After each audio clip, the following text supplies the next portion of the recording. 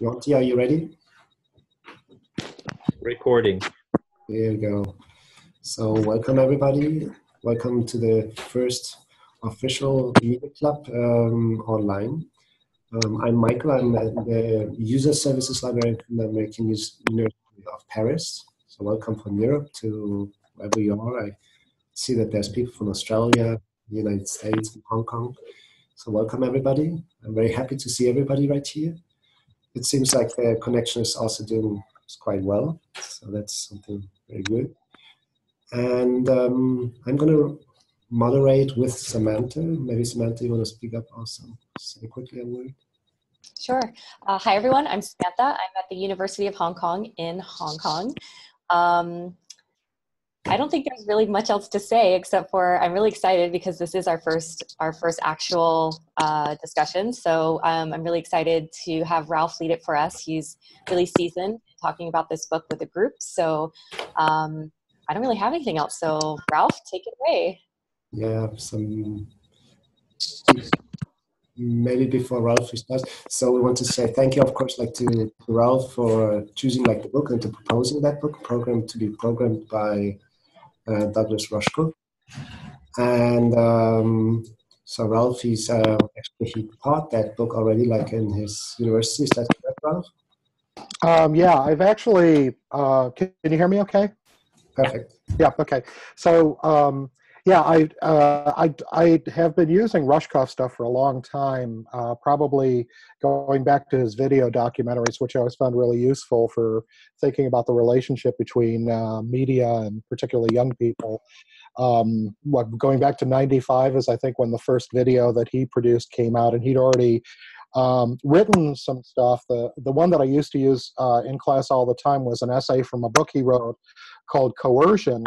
And this was sort of the first time that he, because he was a big believer in the potential virtues of the internet, right? That the internet was going to free us, that the technologies of keyboards, joysticks, and remote controls were actually very liberating. And of course, what he was seeing was it was all turning into commercial spaces, that it wasn't really the DIY world that he'd imagined. Which I found to be a very persuasive argument. So just kind of following along, what he was doing when this book came out, and I first read it, I was really impressed with the way it organized several ways of thinking about media in ways that to me were pretty familiar and were good points to bring up some ideas with students. To be completely mercenary about it, the chapters are short. So that makes it really accessible for students and gives them lots of, I think, good entry points. So I've been using this for, I think, about 3 years. I use it in a capstone class for students who are in creative media production, which is the area I'm the head of. And so there's a production assignment tied into it. The assignment is actually on the website, so you can have a look at it and see how that's used, and you're welcome to steal it if you find it useful. But so with all of that, it's kind of like my background on it. Were there any initial reactions that you wanted to offer about the book? Anybody who wants to go? So I'll offer just a brief comment. Ralph, I'm so glad that you're starting us off with this book. I wondered how this book holds up over time because its publication date is 2010, right? Yeah. And I think of Rushkoff's work during this time as being more of what we would call a protectionist, right? In terms of kind of warning us about some of the risks and harms associated with really social media was in its infancy. So I wonder what it's like to read this book, must be close to 10 years now after it's been written. And of course, one of the things as I was rereading it in preparation for this meeting is I was really fascinated about how he really wants people to understand the political economy of social media. And 10 years, nearly 10 years after he wrote that book, we still don't know how to teach about that. So that's mystifying to me. Yeah, no, I would agree. I think it's actually, from the way that my students react to it, they usually are pretty open about when they find something to be pretty dated. They're like, they'll definitely identify that. And I haven't had that problem. They haven't really mentioned reservations like that. They're trying to find an entry point, as we all are, in my experience, as these things keep changing, as what are the questions that we need to ask regardless of what the technological changes are. And that's what I like about the book, is it frames those out, I think, pretty nicely. But I'm interested in what other people have to say about that too. Actually, I was kind of surprised as well about, especially when I was reading the chapter on facts, because that, of course, catch my attention right away from a librarian perspective. And I said to myself, with this changing and new Twitter politics that's going on, I said to myself, in a way, I thought it's almost too easy for me, this book. You see, it's very... So I was saying to myself, would you write the book the same way today? Would you write it differently? And I hear you as well when you're saying that he was one of the starting person back in the time, and he saw all the opportunities with the internet. So yeah, but that was my first reaction. I would really ask myself if he would write it differently. And at the same time, he's doing a very good analysis. He's looking at certain aspects of the internet where I thought very, very interesting. So that was my first reaction to the text. I enjoyed the reflections. I'm only halfway through, but I found the reflections on time and the shifting in time, the skewing of the pace of technology, just an important thing to actually stop and reframe, my own personal consumption of news and information feed, the pace in which we all are experiencing news and information. I found that particularly provocative, even now.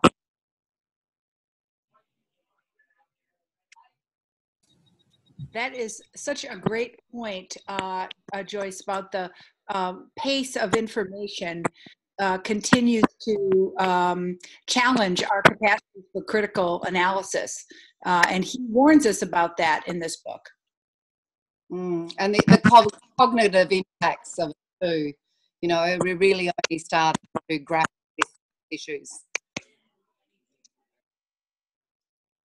I'm putting up I'm putting up a shorthand of the 10 commands in case anybody wants a little refresher on topics that they think are especially important or relevant to talk about. Ralph, maybe it'd be good to hear from you about the chapters that your students respond to, or challenges that you encounter as you are teaching ideas. Really quickly, if I could jump in and ask if everyone who's not speaking, if you could mute your microphone, that would be awesome. Okay, sorry, go ahead, Ralph. So yeah, what's interesting is if you take a look at and I think this is a good indicator of it, the assignment that I do with students requires them to make a 3-minute film based on one of the chapters. So, and they can do it in it's very open-ended in terms of the kind of approach that they take. What's interesting is that then I get a really good indication of which chapters they find the most inviting and which ones they don't, because they all pick basically their top 3, and then I try to sort it out so that usually it ends up that every chapter is being done by 2 different students. But the identity chapter is always the most popular one. That's the one that they latch on to.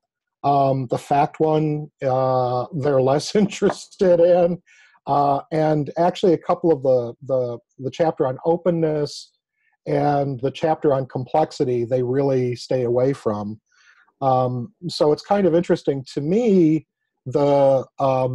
just in terms of, again, how I've worked with the book and because of my own background, the chapters on time and place at the beginning are really critical because they kind of lay the foundation for making sense out, because those are, to me, the questions you can always ask about any media context, regardless of where you are. How is the medium that you're interacting with changing your understanding of time and space.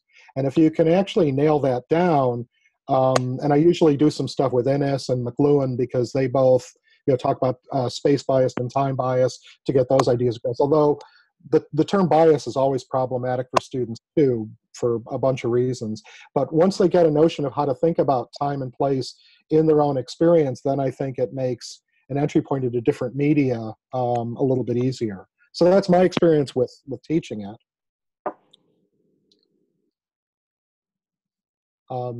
Anyone else have questions about or thoughts about is this something that you think would be appropriate to work with students? Would it, or as Renee was initially asking, do you think it's starting to become dated, or does it still seem to talk to our current media environment?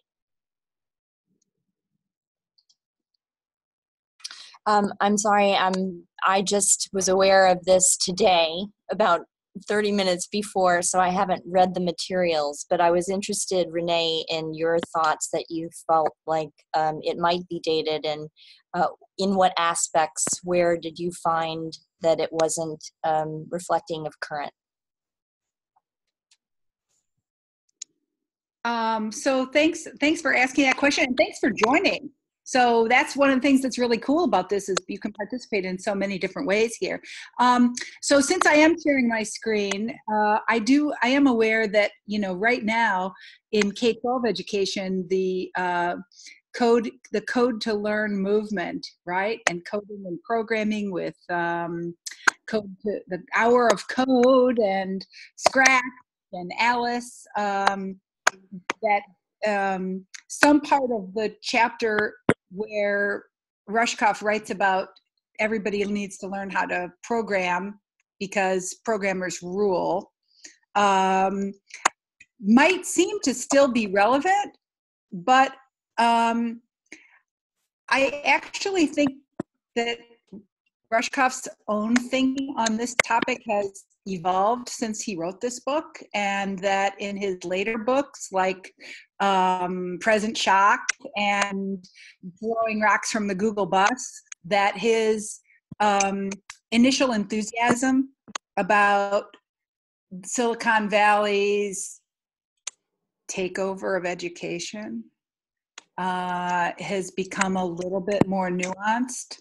So that would be one example of where maybe this book has got a little bit of breathless enthusiasm about how great programming is and how every fourth grader should learn to do it. And I think now Rushkoff is kind of aware that there's a huge propaganda effort going on to persuade schools that everyone needs to learn to code, and but that it is a form of propaganda. That'd be my short answer, I guess.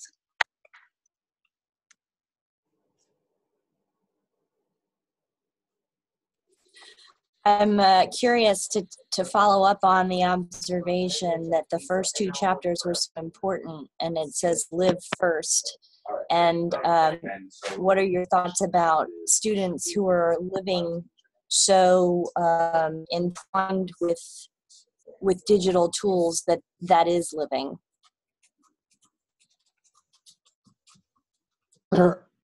Well, just from my perspective, again, kind of talking to them, it's sort of like making that critical turn to think about, because I think it's pretty seamless, right? That the experience that students have with social media, legacy media, is all together. And that may be one of those things where I think there's certainly a sense that Rushkoff is still sort of legacy media first, then social media, which is kind of an interesting, versus thinking about them as sort of like all connected together, where somebody like Henry Jenkins, I think, kind of reverses that and is social media first, even though he's heavily interested in legacy media.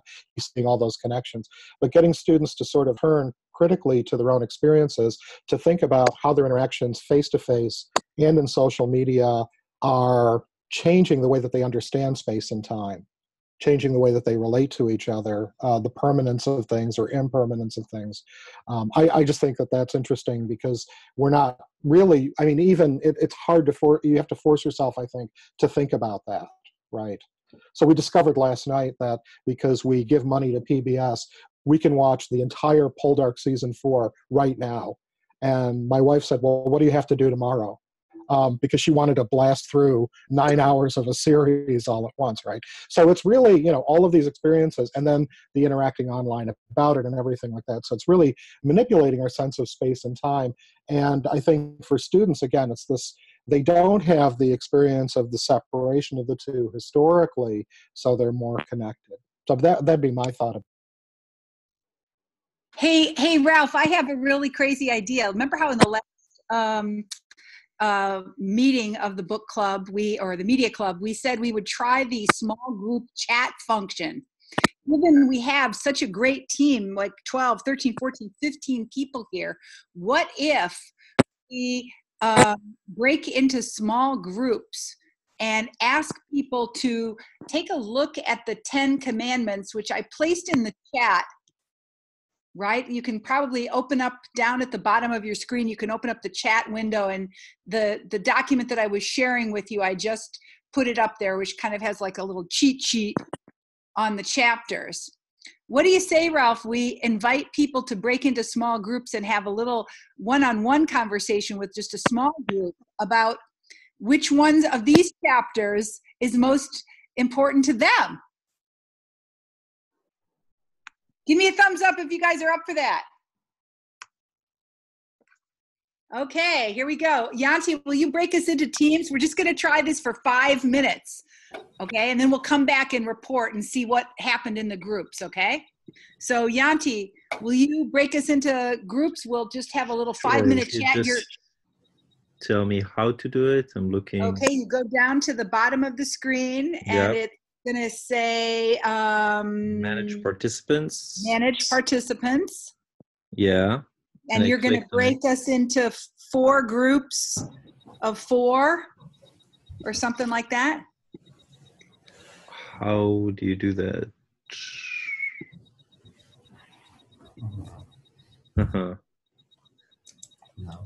I think instead of saying to everyone, you would just do a check off of different people. So that the top 4 would be one group or something like that. Send chat to, and then it would be splitting your list instead of saying everyone.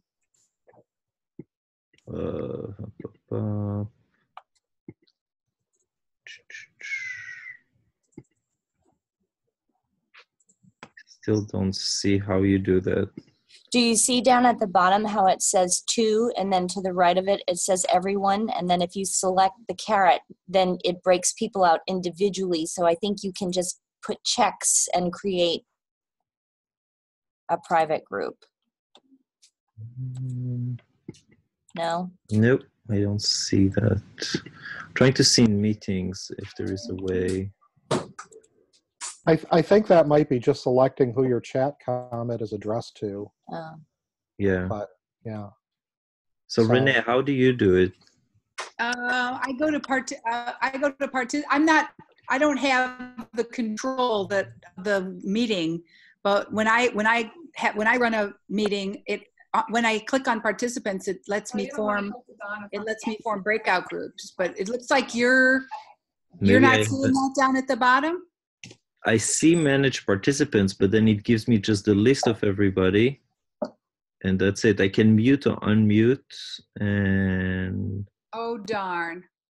Okay, well, it's possible that your version of Zoom does not offer the breakout room, so I'm sorry to have gotten everybody excited about that. It's kind of sad, isn't it? Oh well. Next time. I like the idea. Maybe we just go around the room with the list in mind. Here it is again. Pick one of the 10 commandments that is most important to you and explain to us why. It's at the top of your list. So spend a minute or 2 now and just review this document. Give me a thumbs up if you can actually read the document and see it. Okay, good show. So if you had to put one of these at the top of the list,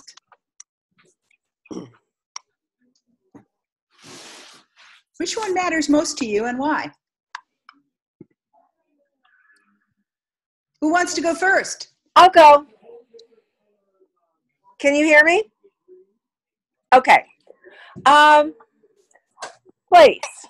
The issue of live in person, because digital media are biased for dislocation.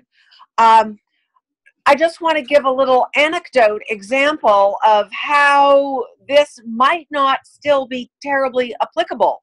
I'm in secondary ed, and my art club that is totally student run, the kids all got together last Monday, and they went on, the big excitement was actually not doing art, but that they all got on a software so that they could communicate with each other. So I had 30 students volunteering to stay after school in a room where they were all on their phones connecting online. And they had a great time. The meeting was deemed a success. So I think this is morphing.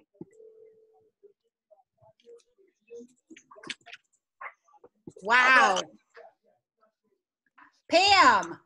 Yeah, what jumped out at me on this list is the complexity, the issue of complexity.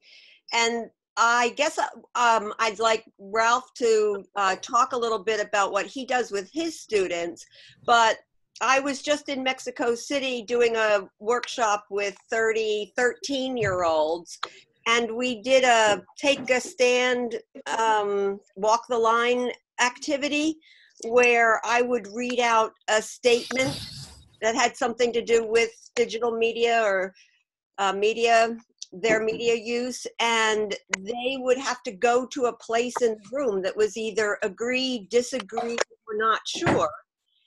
And then I'd go around and I'd ask them why they were taking the stand they did. And then at the end of giving a lot of people a voice, they could move in position. And I think that's something that really helps with that issue of complexity. So I don't think it's just a given that we have to put up with the fact that digital media are biased, in that regard, that we can do things as educators to delve into the complexity of these issues. And I really would love to hear from Ralph what he thinks about that. Well, let me just to throw this out. For those of you who haven't had a chance to look at the book, for each chapter, Rushkoff has an italicized paragraph at the very start that's kind of a summary of where he's going with it. So I always tell students, look, if you're going to be lazy and not read the book, just read those paragraphs and it'll give you a good overview. Try and make them feel guilty if at all possible. But so the one on complexity, which I think is very applicable to a lot of what's going on in our world right now, says, although they allowed us to work with certain kinds of complexity in the first place, our digital tools often oversimplify nuanced problems. Biased against contradiction and compromise, our digital media tend to polarize us into opposing camps, incapable of recognizing shared values or dealing with paradox. On the net, we cast out for answers through simple search terms rather than diving into an inquiry and following extended lines of logic. So, and there's a little bit more there, but what I take away from that is sort of like the difference between the surface experience and the depth experience, right? Because they're kind of opposed to it. There's somebody, Renee, maybe whose idea is that? I'm trying to remember where you've got the it's Surface. Shallows, The Shallows. The book The Shallows.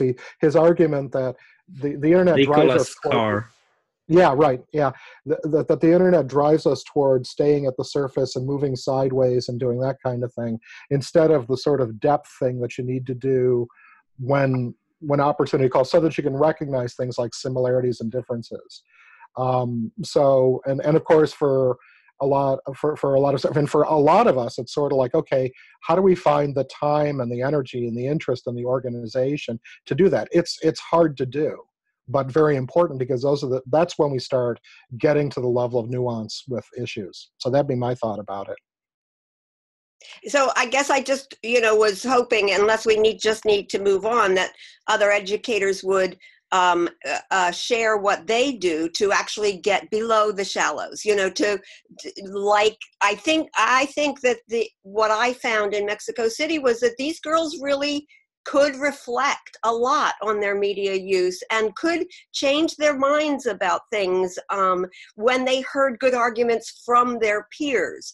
So I guess that's what I was wondering. How do we take that issue of complexity and deal with it in the classroom or in any kind of educational setting? Pam, one of the reasons why I really like the example that you gave is it illustrates this idea of how a structure to a discussion can be a very powerful tool. So the walk the line activity is just a discussion, except that you're standing and moving while you're talking. And there's something really cool. I mean, I think it has to do with haptics, right? There's something really cool about the way that making a decision about where to stand and when to move and why move activates kids' nuance as they sort of reflect on, well, why am I comfortable in this place in the room, or why do I feel compelled to move over there? And it also shows how social our interpretations are and how much we are influenced by hearing other points of view. That's why those girls changed their mind, right? Because they heard other ideas from their peers that provoked them. In some cases, even before they shared their own idea about where they were. Like, they heard a good argument and they moved immediately before I even got to them. Oh, yeah. Cool. So that's in a way a pedagogy. The walk the line activity is a pedagogy that completely addresses the concept of complexity. And maybe there's people in this room who have other ways of teaching about this theme of complexity. Or maybe there's one of these pieces of advice from Rushkoff that is at the top of your list and you want to tell us which one it is. Just to add to the discussion. Oh, sorry. Go, please go. Okay. This is Allison from Massachusetts, and I also didn't read the book yet because I just joined on Friday as well. But I'm fascinated about the discussion as an instructor for middle schoolers and high schoolers, and also as a parent of a couple teenagers. And all I could think of in the last discussion, which was fascinating, the last point, complexity was also the chapter that struck me, is where does the concept of an echo chamber fit into that shallows versus deep? And I'm thinking of Twitter especially. And I'll turn it over to anyone who maybe wants to respond to that.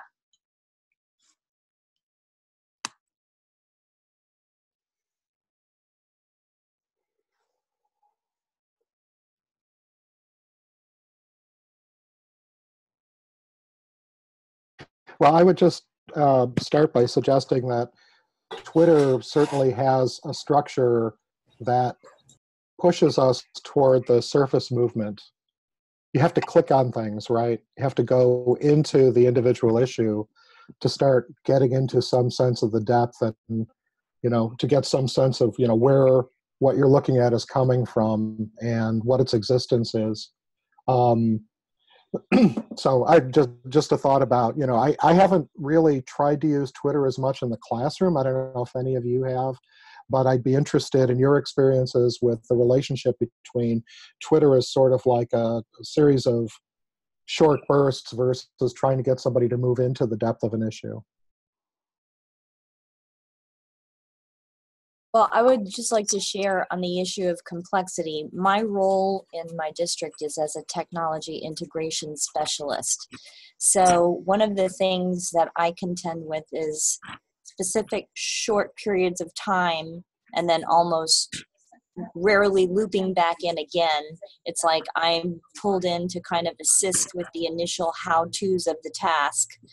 And then the task proceeds and I often see the end, or I'm reached out for problems. But in terms of complexity, the one thing that I see that's essential is time, because even to explore Twitter in its depths requires time. So I think that's always the teacher's enemy. And I do find that when students latch on to something that they feel passionately about, then they create their own space and time to dive into something that is interesting to them. It was not coincidental to me that you said that complexity was the chapter that the students felt less interested in. So, yeah, I don't know if everybody here is a teacher. I feel like over the course of time, students will find that sort of weave back in on areas that they find interesting and complex. But when they are disinterested, it just stays in the compliance shallow area. Hey, may I jump in? So I am not a teacher, and maybe I'll take the conversation in a new direction a little bit, but maybe it's almost from the perspective of a student. I had a thought this morning as I was finishing it up, and I remembered that when I was young, more than 20 years ago, my dad, who is into computers, told me, when you grow up, you are going to know so much more about computers than I do. And guess what? I don't. And that's very disappointing to me. I know a fair amount. I'm sort of on the cusp of being a digital native, but I'm not a digital native. And I've been thinking to myself about, so the final in the list is about program or be programmed. And that's what I sort of, as the broadest theme of the book of whether we should be teaching code, learning code. I don't know how to code. And my dad thought I was going to know how to code. I don't. And there's probably circumstantial reasons for that. But if I stand back, one of those key reasons probably is because as I was growing up and going to school, it was not seen yet as the valuable thing to do. It only became the fashion. Now Renee calls it propaganda, and I think that's an interesting discussion too of when it's propaganda and when it's valuable. But I am of the mindset that learning to program is valuable. And one concrete example would be that I'm a working journalist, and I am always worried that the generation of journalists that are just below me, who I am fortunate enough to mentor, they know more. They're the ones who, some of whom know how to code, and therefore those who can are setting themselves apart and, creating all that really cool stuff that we are all now benefiting from and going to click on and look at. And even when Samantha and I were doing our masters together, we thought we were going to learn some of that. And I can't speak for her, but don't feel that I even learned it 10 years later after my other degree. When I went back to do my master's, I still didn't get that education. And I think that's because the instructors also didn't have the expertise. So I would like to maybe ask anybody who, whether or not you do think that Rushkoff's message of program or be programmed, we do need to be teaching programming, is his argument. I more than not would agree with him on that. And I'm wondering who else agrees with him on that point, why or why not, and why isn't it happening, or in the small circles that it is happening, why is it happening there? Wow. Okay. Yes. Great question. Do we have to teach programming? Should programming be taught? Should every undergraduate have learned to program? Should programming be taught in middle school? If I could jump in. I'm sorry. No, go ahead, please. Okay. Well, just I'm piggybacking mostly because Tamsin and I and my partner talked about this over dinner on Friday in response to the book. And before reading this book, I was emphatically against the idea that everybody should learn programming, including adults whom I think about more when I think about education. The reason is mostly because it seems hard, and what programming language do you start with? Like what programming languages are actually valuable? He doesn't really get into that at all. He just says programming, and he does mention some of those like, I forgot what it's called already, Scratch, I think, these programs for kids that we can all start with and develop from there. But it's a really overwhelming task to jump into, and like as an adult, I just don't even know where to start. So while I was kind of brought into his, I guess, propagandized message and his emphatic belief, I just don't even know where to start. So even if we as adults are intimidated, to say the least, should we be listening to his message, heeding it, and at least trying to give our students, our children, the tools to learn? Because if they're learning it at the earliest age, then presumably it is the same as learning to read, which he mentions. When we introduced the alphabet, people were just thinking, oh my God, there's so many characters, this is so difficult. And then how many hundreds of years did he say? I don't, or maybe I don't have my history right, but however many years it was until it did become the norm. And then now it's normalized entirely that we're gonna learn to use the alphabet. So how long will it take for our society to deem it a crucial skill for young people?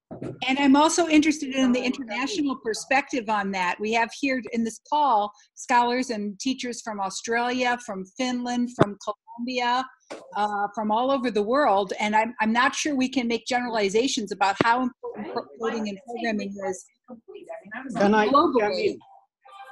What's your perspective, Reijo?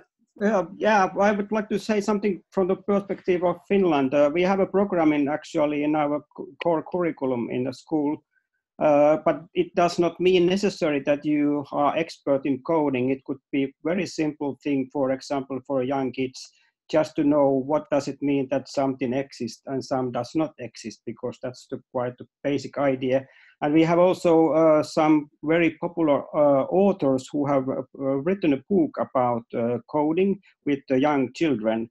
And I think that is quite important, especially not perhaps to program or to know how to code, but to understand how the algorithms are working online. Of course, they are changing all the time, but we do not know actually. And also school children, they do not know how our algorithms are working. They do not know why something is in their Facebook or Twitter, what they see, why they see. That's why it's really important. There was one, this is Ralph, there's one question that I raised, I think with Renee individually, but the idea, and this happens in class when I'm talking to students about the book, because they were asking, does he mean we need to learn we need to learn coding, we need to learn a programming language? And over the time that I've worked with that, I've tried to suggest to them that you can think of it literally, but you can also think of it figuratively. And if you, when you get a chance, if you take a look at the video from South by Southwest from when the book came out, he talks essentially about thinking of programming in a more abstract way. What's the programming that makes capitalism work? What's the programming that makes democracy work? How do you learn how to code those social and cultural practices, as much as, because it's sort of like it's operation and then there's what makes it operate. And I think if you think of the term programming a little bit figuratively, then you start asking questions, well, what are the rules? What is it that allows you to take a stupid little green piece of paper with a picture of a dead white guy on it and pretend that it has value in such a way that the entire culture, the entire globe actually believes it has value? So it's that kind of programming, I think, can come out of that too. Ralph, that's really cool because that really underlines Rayu's point about understanding of as opposed to the technical skill. So we mean the technical skill, but we mean the deeper understanding as well. Gina, I saw your hand was raised. Talk to me. What are you thinking about? Well, so I'm a college professor at a small school in New Jersey called Georgian Court University, and I'm the director of the digital communication major. And part of that major was to integrate with graphic design and multimedia. So a number of years ago, we integrated coding, the first level of web design, into the curriculum and try to bring together the graphic design and the communication students. And there was a revolt. So they really did not enjoy learning the process of coding, and it got me thinking about why that might be. And I think it's, you know, education is not a one size fits all. It really depends on that specific population and perhaps what plans they may have upon graduation. And I'm thinking about it from a college perspective. I think what's important are the cognitive structures that underlie the programming.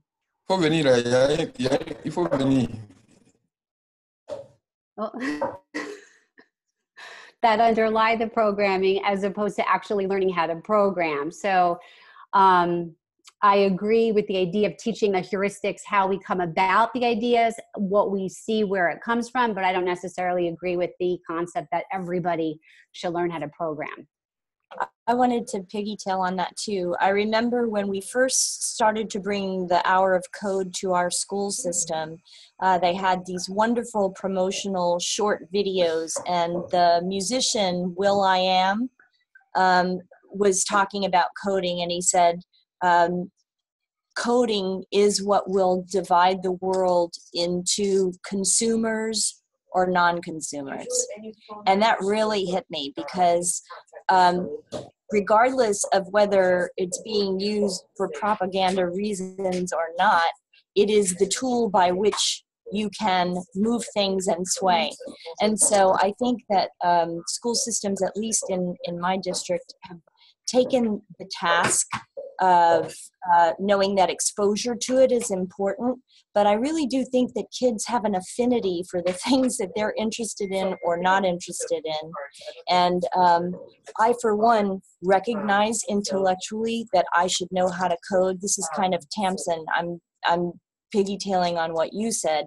And I can play the little game with the little frozen character and feel real good about myself, but 2 steps beyond that, it's almost like origami folds for me. I get lost. I'm like, oh wow, why can't I make that snowflake? I just get lost in, for me, the dryness of it. And I don't feel like I have the facility, I don't remember it. And sometimes I think, well, is that just a nature of, I see some kids have such facility for it when it's in Minecraft, etc. But, you know, I don't know. I think exposure in school, and I know that I should be bilingual or multilingual, and I'm not, you know, and I just think the awareness of it is an important conversation to have, and the knowledge that behind this really cool bouncing ball is code, and you have the option to learn it or not. I can also speak to the fact that my nephew, who just was like top of his class at Caltech in engineering, got a job immediately because not of the engineering skills, but because of his coding skills. And my brother, who is also at USA Today, the graphic designer for a lot of their online content, it's his ability to code which separates him from other candidates. So, I mean, it's a reality. Yeah, I think it's definitely from a workforce development point of view, having coding skills is good for employability. But I don't know that that's what Rushkoff really cares about. And I think in some ways that's the part where it would be cool to follow his line of inquiry as in Present Shock and in the other books, because he's suspicious of Silicon Valley hijacking education for its own benefit. And I absolutely think coding is actually a creative literacy practice. So my take on it is it's a creative literacy practice the same way writing is, or video production. And it certainly is good for workforce development. But I like the more theoretical framing that Rushkoff gives about it. And in a way, I feel like that makes it more of a timeless argument because of that. I think for me, it's about access to the ideas. And as a feminist, I'm thrilled that my library is providing Girls Who Code workshops. And I love the idea of, forgive me if I'm saying your name wrong, Rayu, and thank you for giving the link to the kids thing. I think an introduction to all kids about the ideas is a great one. And then if you have an interest in that, no matter who you are, not just that you're a white male with access to all kinds of computers and ability to, and the money to go to college to study it, that you have an ability to do that, and that we expand the number and variety and diversity of people who are coding. I don't care about coding, and I don't want to care about coding. I just want a diversity of people who are coding.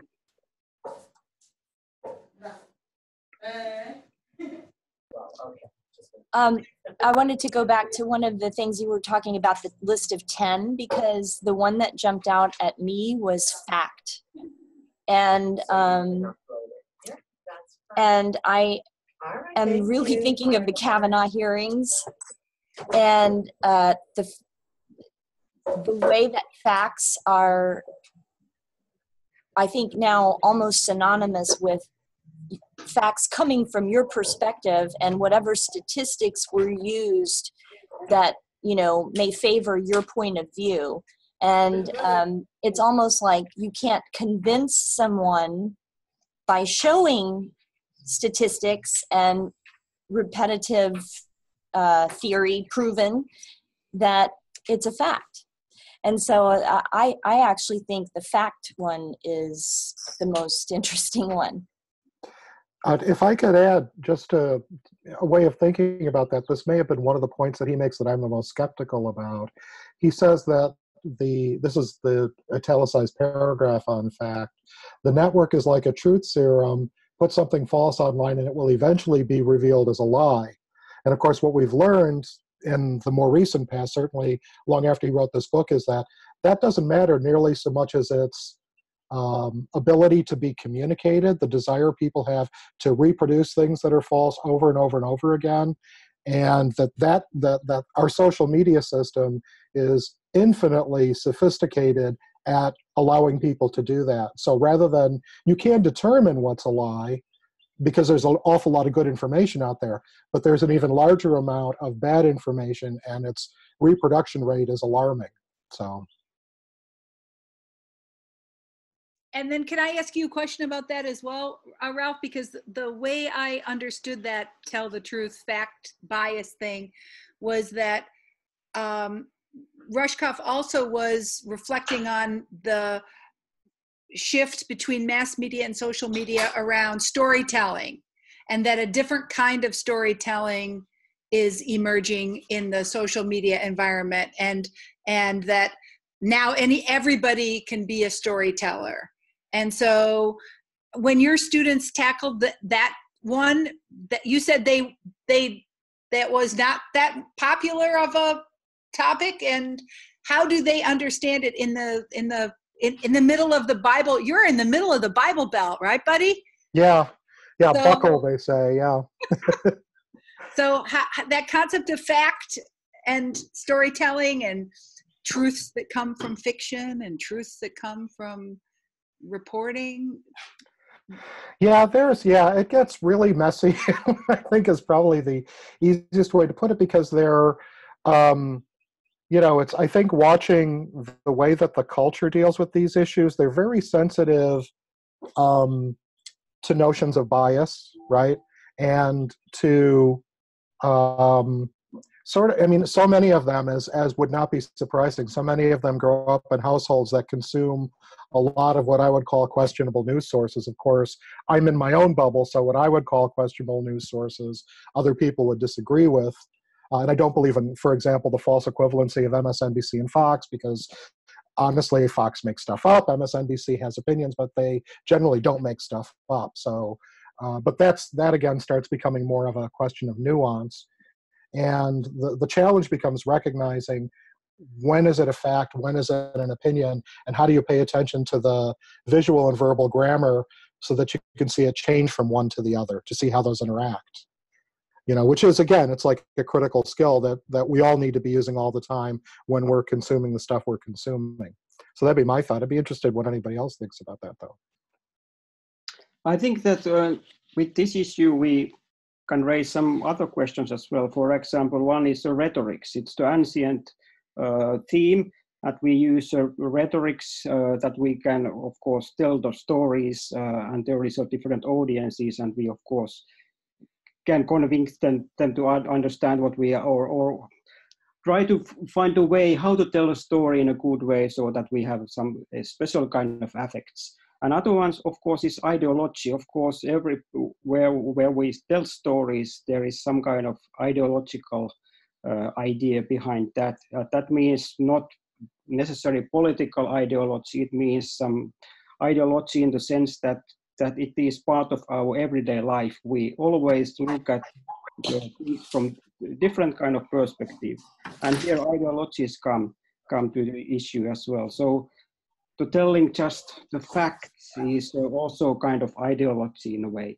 And this is quite complicated issue. And I think this is something that in a media education, especially, it is we have to think different kind of perspectives, of course, and also speak about theoretical or read something about how ideology works. And this is not a new thing, of course. It's new because we have this social media and digital media, but in real life, it is nothing new. We have always have this same problems. Yeah, I mean, I think it's appropriate to think of ideology as a code. Essentially a system that you need to understand how the value system that you're enmeshed in produces a system of values and hierarchies.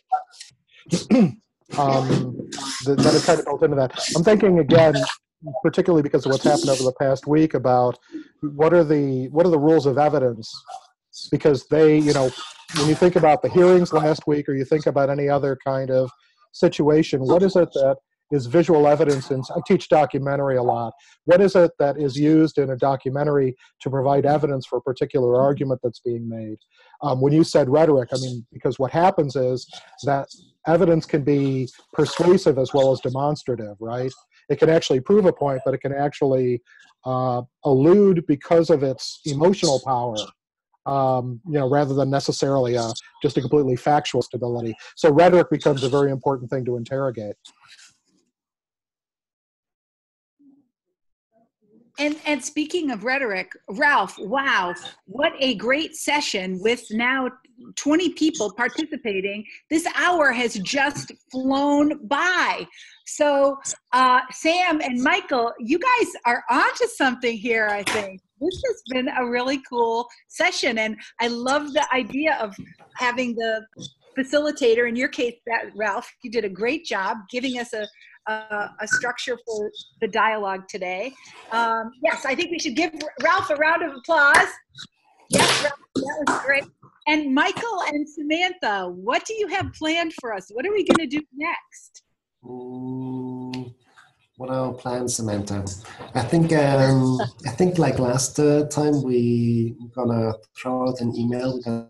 We're gonna ask everybody who wants to bring forward like a very interesting text to the group, and then like in the next 2 days, we would probably like decide which textbook we would like to read together, and then we will come back at the beginning of November, I guess, and have another nice conversation, good conversation, and lots of exchange. And I'm not sure, Samantha, is that right?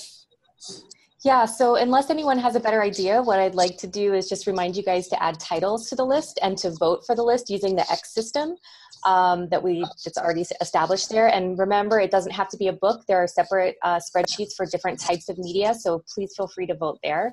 And maybe I'll say like by this Friday, we'll close the voting and send out the title that wins. And then if anybody wants to volunteer to host, just like we did last time, we'll just give it a go. Yeah. So I'm noticing, Samantha, that you put the link to the list of book club, media club titles in the chat, bar there. So you can open it up and click right onto it. I think that's a great idea. So you're going to let us know by the end of the week what we're going to vote on what we like to read next, and then you'll make a decision, and we'll see you guys in a month, right? Yeah, right away. See you in a month.